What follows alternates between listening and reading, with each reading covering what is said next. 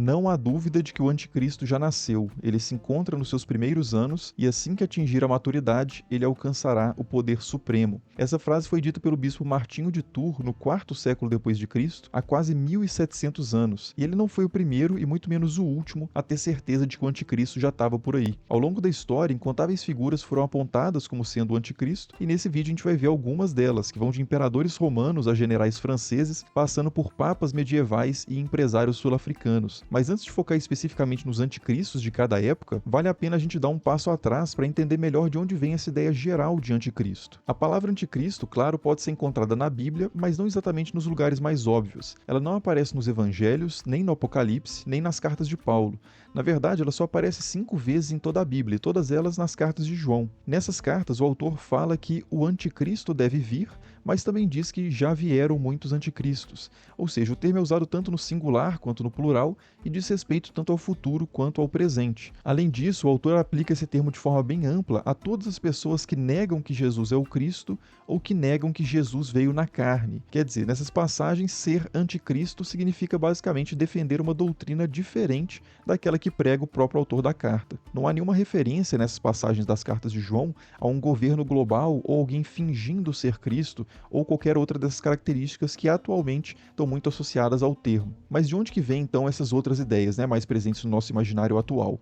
Essas ideias também vêm da Bíblia, só que de outras passagens. Por exemplo, os evangelhos de Mateus e de Marcos falam na figura do pseudo-cristo ou dos falsos cristos que viriam no lugar de Jesus, dizendo o Cristo sou eu e enganando muitas pessoas. Aqui a ideia continua bem aberta, um pouco diferente ainda dessa ideia mais singular que a gente tem hoje, mas já aparece o tema importante de alguém que se coloca no lugar de Cristo, algo que não aparecia lá nas cartas de João. E outra passagem muito importante para a história do conceito, da ideia de anticristo, é uma passagem que aparece na segunda carta aos Tessalonicenses, que diz o seguinte: não vos deixeis seduzir de modo algum por pessoa alguma, porque deve vir primeiro a apostasia e aparecer o homem ímpio, o filho da perdição, o adversário, que se levanta contra tudo o que se chama Deus ou recebe culto, chegando a sentar-se pessoalmente no templo de Deus e querendo passar por Deus. Esse adversário, no singular, também encontra alguns paralelos na figura da besta do livro do Apocalipse, que seduz os habitantes da terra,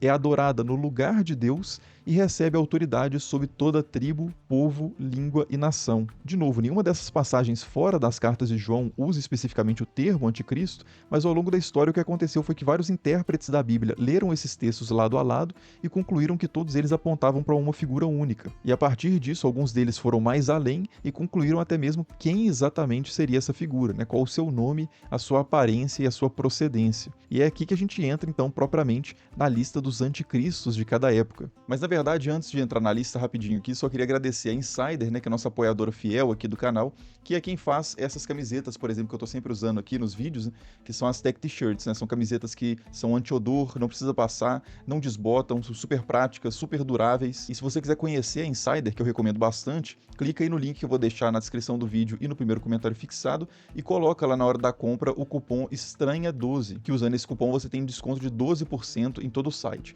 Beleza? Então, dito isso, voltemos lá para a lista dos anticristos de cada época. O primeiro de todos os suspeitos de ser o anticristo parece ter sido o imperador Nero. Quando o Apocalipse e os evangelhos foram escritos, Nero já tinha morrido, mas algumas lendas ainda circulavam no mundo romano de que ele de alguma forma voltaria para reassumir o trono. Uma fonte do primeiro século, por exemplo, diz que as informações sobre a morte de Nero eram variadas e por isso muitas pessoas imaginavam e acreditavam que ele estava vivo. E outra fonte diz que alguns agiam como se ele ainda estivesse vivo, como se Nero ainda estivesse vivo, e logo fosse retornar para infligir destruição aos seus inimigos. Com o tempo, a ideia de que Nero tivesse só escondido e se preparando para voltar com tudo foi perdendo força, mas no seu lugar começaram a surgir rumores de que sim, ele tinha morrido, mas em breve ele ressuscitaria. E nessa linha, um autor cristão do terceiro século, por exemplo, que é o Comodiano, escreveu que Nero subirá do inferno e o conquistador romano então dirá: eu sou o Cristo, a quem vocês sempre fazem as suas preces. No quinto século também, outro autor escreveu que Nero ainda aparecerá imediatamente antes da vinda do anticristo.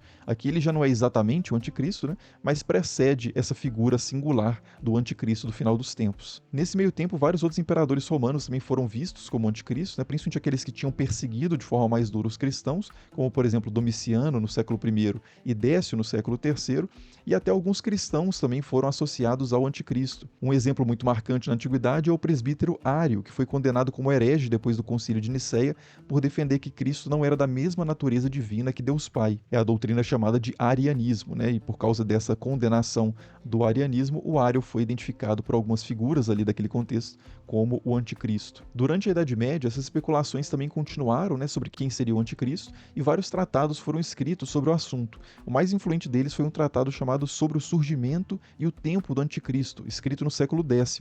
Uma das várias ideias que aparecem nesse tratado é de que o anticristo nasceria na cidade da Babilônia, depois da queda do Sacro Império Romano Germânico, e iria até a cidade de Jerusalém para reconstruir o templo e ser adorado como um deus. Nesse mesmo século, né, no século X, a gente também encontra o primeiro registro de alguém apontando o Papa como sendo suspeito de ser o anticristo. Um bispo francês adversário do Papa João XV escreveu que certamente, se ele, o Papa, é desprovido de caridade e repleto de conhecimento vão e arrogante, então ele é o anticristo sentado no templo de Deus e se apresentando como Deus. Depois disso, vários outros papas foram acusados de serem o anticristo, né? No século XI, por exemplo, no contexto da chamada questão das investiduras, aconteceu de mais de um papa ser eleito ao mesmo tempo por diferentes facções da igreja e dos poderes seculares. E não era incomum que nessa situação um papa declarasse o outro como sendo o anticristo, como Gregório VII fez com Clemente III, por exemplo, e vice-versa. E claro, no contexto das reformas protestantes, esse tipo de acusação ao papa foi elevado à máxima potência, né? Alguns reformadores como Lutero e Calvino declararam que o próprio papado em si, né, a instituição e não a pessoa especificamente, era o anticristo. Ou seja, qualquer papa, desde o início dos tempos até o final dos tempos, ou melhor, todos os papas, desde o início dos tempos até o final dos tempos, representavam o adversário descrito ali no Novo Testamento. Os católicos, diante disso, né, naturalmente devolveram esse favor e também associaram vários reformadores à figura do anticristo, principalmente o Lutero. E para além dessas figuras mais especificamente religiosas, várias autoridades seculares também foram chamadas de anticristo ao longo da Idade Moderna e da Idade Contemporânea. Em 1660, por exemplo, foi publicado um livro com o seguinte título: Uma descrição perfeita do anticristo e de seu falso profeta, na qual é claramente indicado que Oliver Cromwell, que era o líder do lado do parlamento ali na Guerra Civil Inglesa, era o anticristo e João Presbítero era seu falso profeta. Em 1809, outro livro com um título ainda maior foi publicado também para acusar outra pessoa de ser o anticristo, e o título é o seguinte: A identidade entre Napoleão e o anticristo completamente demonstrada, ou um comentário sobre os capítulos da Escritura relacionados ao anticristo, no qual se demonstra que todas as passagens se aplicam de maneira marcante a Napoleão e no qual especialmente o número profético 666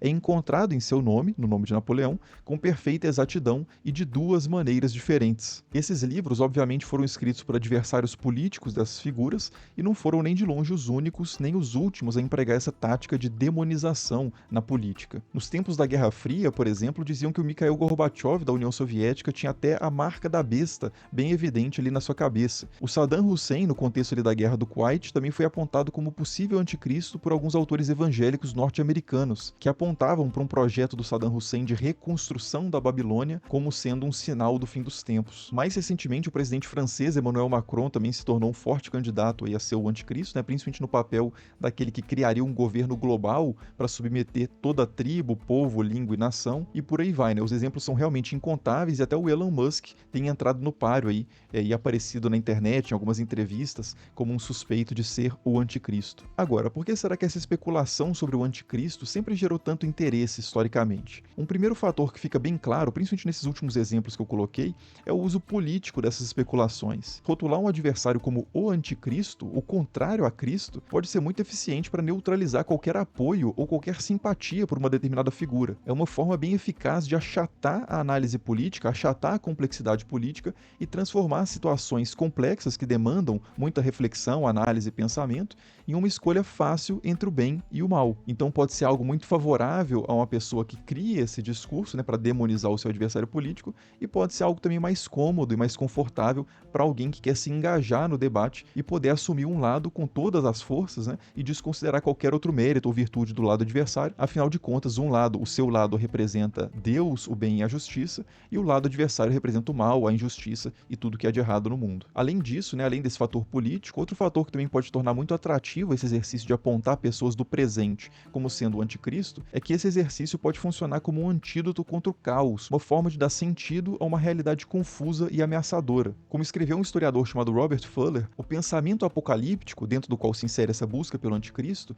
auxilia a comunidade de fé ao situar seus problemas em um contexto transcendental ou mítico, no qual um desfecho vitorioso é garantido. Seu propósito é demonstrar que as pessoas podem e devem suportar tais crises, seguras no conhecimento de que suas tribulações fazem parte do plano de Deus para o triunfo final sobre o mal. Quer dizer, o imaginário bíblico sobre o fim dos tempos serve como um esquema dentro do qual a pessoa pode enquadrar os elementos ali, os fatos da sua própria vida e os eventos que ela percebe ao seu redor e dessa forma conseguir dar um sentido positivo, com expectativas positivas para a sua experiência cotidiana. Nesse espírito, então, identificar que o anticristo já está por aí e que as profecias estão se cumprindo pode servir como um reforço importante para a crença de que Deus está de fato no controle e de que nenhum mal, nenhum sofrimento e nenhuma injustiça que a gente observa no presente será em vão, porque tudo isso já estava previsto nos planos celestiais. Inclusive, essa utilidade do imaginário político para o presente, tanto no caso do uso político quanto no caso do uso psicológico, social, também pode ajudar a entender por que em todas as épocas as pessoas acreditavam que o anticristo viria no seu próprio tempo, no seu presente. Ora, se o anticristo já tivesse vindo ou se fosse demorar séculos para vir,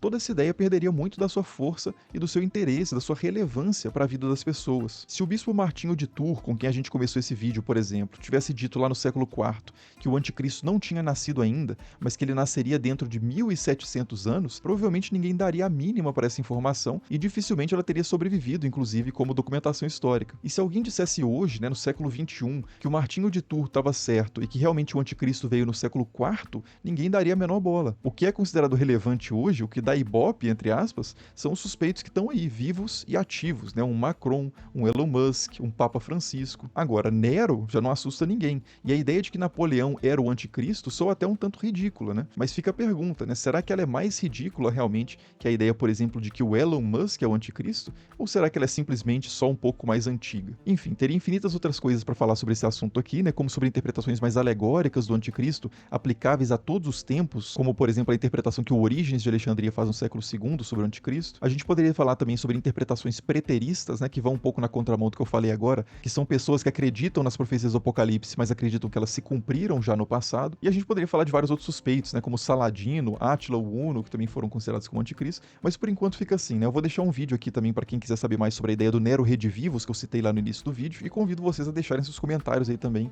enriquecendo essa discussão. E é isso, como sempre, muito obrigado por assistir, e até o próximo vídeo. Falou!